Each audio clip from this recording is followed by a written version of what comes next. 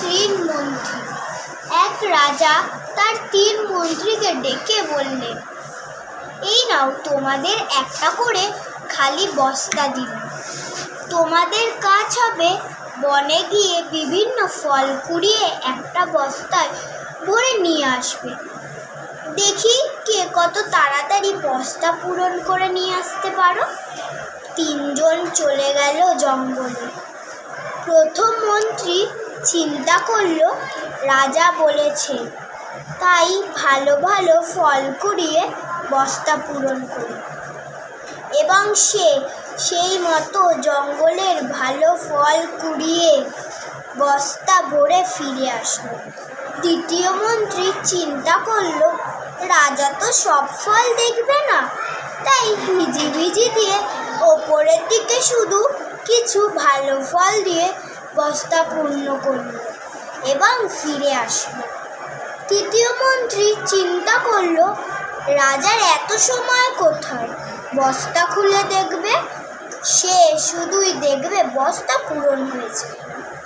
জঙ্গলের ঝরা পাতা, ঘাস, শুকনো কাঠ দিয়ে বস্তা পূর্ণ করে নিয়ে এলো।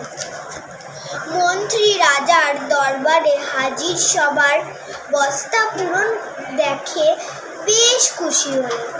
তিনি বস্তাগুলো খুলেও দেখলেন না। তৃতীয় মন্ত্রী নিজের বুদ্ধির কথা চিন্তা করে নিজেকে কেন বুদ্ধিমান মনে করতে লাগলো।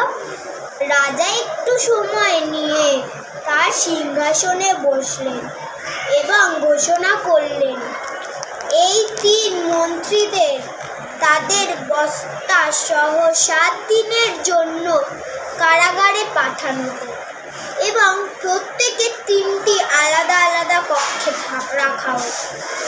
এই 7 দিনে তাদের কোনো প্রকার খাবার দেওয়া হবে না।